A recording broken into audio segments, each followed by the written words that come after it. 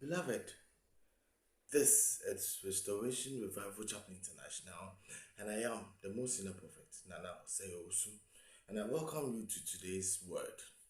What we say matters. What we say matters. But before then, if today happens to be your first time, why don't you smash on the subscribe button, like this video, comment, share, and most importantly, I want you to turn on the post notification right down there to be notified anytime I drop a new video. And I know that the word would impact your life positively. Shalom, peace, and light to you. God bless you. Beloved, the power of words.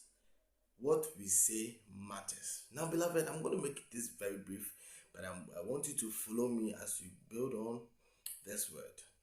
Now, beloved, there are times in the life of Christians we spend time praying in churches. We spend time praying, fasting. Just at the point of we finishing our fasting, the blessings is being released, because the Bible says that on the day Daniel decided to fast, his prayer was granted, his wish was granted.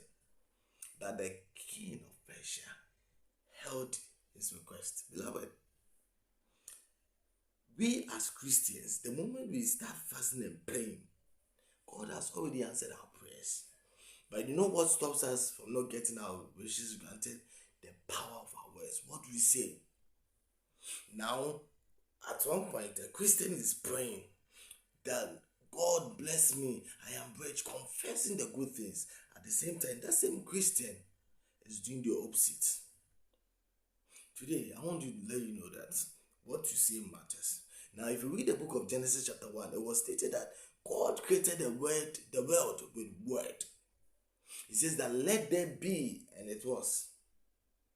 If you read John chapter 1 verse 1, the Bible made it clear that Jesus is the word. Jesus is the word. Now we are going to look at scenarios. We are going to look at instances where what we say matters. Now we are going to look at the first one, which is words can either build or destroy our lives.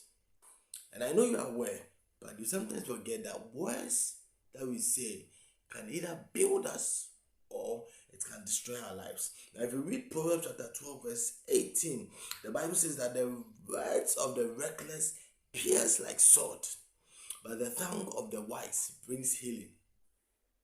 Our words can either be a sword or it can be a sword to kill us.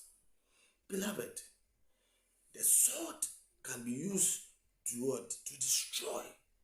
But that same words can be medicine to heal us. Beloved, the words are words of encouragement. Now, when somebody is down, you encourage the person. You can do it. Move on. Let the weak say I am strong. Let the poor say I am rich. These are words of encouragement. Words of gossip destroys. Making things that are untrue. Saying them gossip. Go to the salon. Go to the barber shop. Go to the neighborhood. The drafts, where they play the draft, where they play games, gossip. What we say matters. Words of testimony. Now there are some people that God has done so much for you. You need to testify. Testify to increase the faith of others. But we don't testify. Rather, we spend time gossiping. We spend time gossiping about people. That's what we do. We spend time gossiping about people, and yet we have been asked to spend share the word. How many people have you won for God this year? We are in the month of September. How many souls have you won? And yet, you know the number of lives you have destroyed with your gossips. Beloved, now I want you to ask yourself this very important question. Ask yourself, are your words weapon or they are bandages to heal? That's the question I have for you. Yes, you. That question is for you. Are the words you spew out, are they words of weapon or they are words of bandages? Beloved, this is a question for you to answer. If they are words of weapons, then you ought to be careful. Because these same weapons will hunt you down. Beloved, the second one is words reveals who we are as Christians. The Bible says in Matthew chapter 5 verse 6, it says that let your light so shine before men. Let your light, what is the light? The deeds that you portray, your deeds, the things you do, are they praising God or they are not? It reveals who you are. Beloved, you cannot hide. Look, you cannot hide. The Bible says in Luke chapter 6 verse 45, the Bible says that the mouth speaketh what is full in the heart. Abundance of the heart, the mouth speaketh. So you cannot be rude if you don't have rudeness stored in your heart. You cannot be arrogant when arrogance is not stored in your heart. Beloved, what is stored in your heart? What is stored in your heart? Beloved, your words are the fruit and your heart is the root. I'll take it again. Your words are the fruit that you bear and your heart is the root. If bitterness is full in the heart, it will eventually show up in your words. If bitterness is stored in your heart and is full in your heart, the mouth will show them up. Now, you cannot fake love, you cannot fake humility, or you cannot fake righteousness for long. Your speech will give you up. Your speech will give you up. Beloved, don't just change your words, but let God change your heart. It is not about changing your words, it's about letting God change your heart. That is the most important thing. Changing your heart. That is what is most important. It is not about changing your words, it's about changing your heart. Beloved, according to Psalm chapter 51 verse 10, David prayed. He says that create in me a new heart. This is the prayer of David, and this is our prayer too, that God should create in us a new heart. Psalm 50 verse 10. That was the prayer of David. Are you praying that prayer, or you are praying something else? Now, don't forget, according to Matthew chapter 12 verse 36 to 37, the Bible says that God holds us accountable for our words. Don't just think that you said something, you are gone. Don't think you said something, you are free. You would give account of your life. You give account of your words. Beloved, for by our words we will be acquitted, and by our words we will be condemned. Beloved, don't think you've said it so you are free. You will give account of your life. You give account of everything you have used God's mouth to say. Words are not cheap to God. Don't think that, oh, you just said it. No. For every careless word will be judged. The words that include are lies. Lies. It will be judged. Slandering. It will be judged.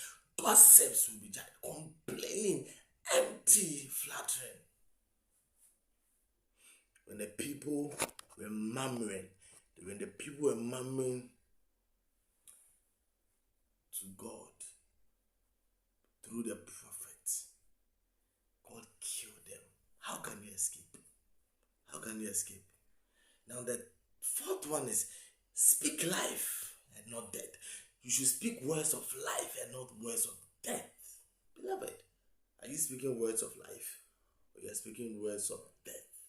Beloved, Ephesians chapter 4 verse 29. Speak life and not death. Beloved, every word should be helpful. Now, if you want to know that this word that you are saying is stored in the heart and it's a positive thing, the words you say should be useful. That's the first one. It should be uplifting, and it should be a timely word. When someone loses someone, a loved one, a relative, be consoled. the person is grieving at that moment. You don't go and say, oh dear, yeah, you've cried enough, it's okay. No. You say words that are timely. God console you. You are not alone. We are with you. We care about you. These are consoling words. They are uplifting. They are timely. They are helpful. Not, oh, I don't know, I was lost a relative. You've not gotten there, so you don't know how it feels.